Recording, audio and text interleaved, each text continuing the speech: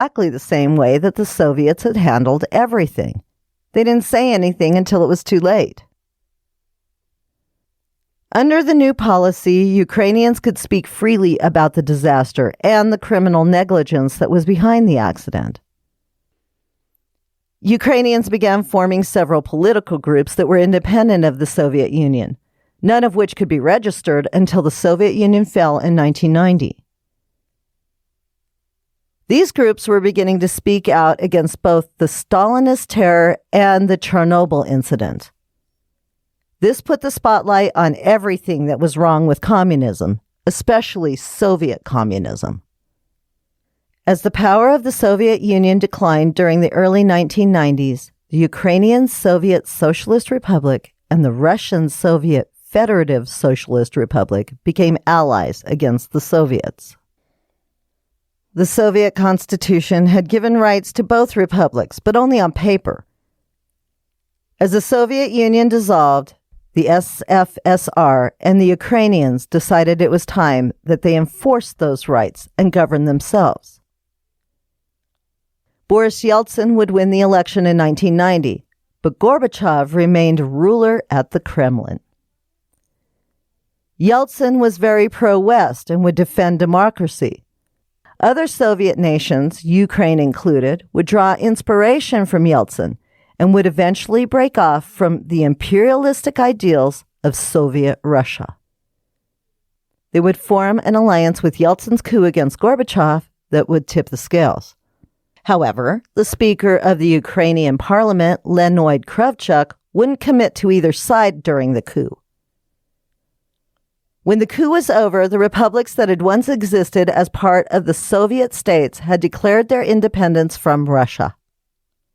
The date was December 1st, 1991. The Ukrainians had finally won independence from Russia, but they would remain allies. And this may have been a mistake that would lead them to where they are today. On December 8th, 1991, the leaders of 3 Slavic republics of the Soviet Union, Russia, Ukraine, and Belarus, formed the Commonwealth of Independent States. Eventually, all the other Slavic states, with the exception of Latvia, Lithuania, and Estonia, would join. The Commonwealth was designed to show that the fall of Soviet Russia was a collective decision. The members also wanted to reassure the public that the collapse of the Soviet Union would not mean that they were on their own. They would still have economic and historical ties to Russia. Yeltsin originally had plans to make Russia a democratic entity, but the economy was falling apart. So, Yeltsin went back to claiming that Russia was the same world power that it had always been. Essentially, he ignored the problems and just moved on to creating the next problem.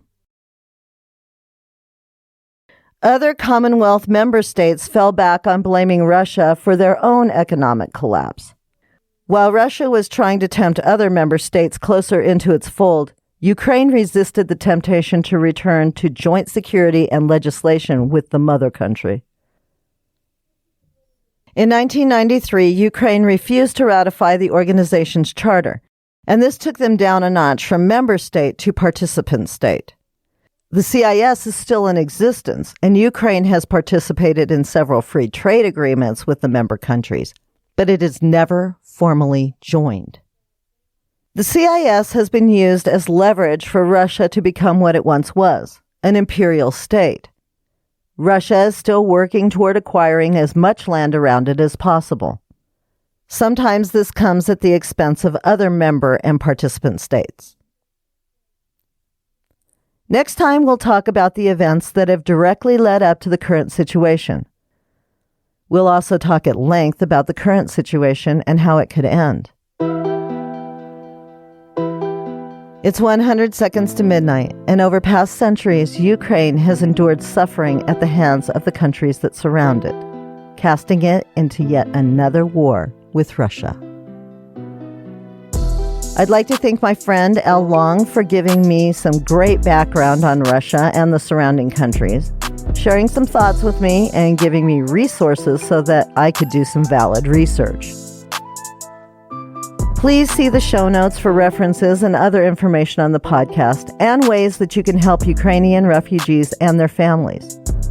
And as always, thank you for listening to Cause of Death, 100 Seconds to Midnight.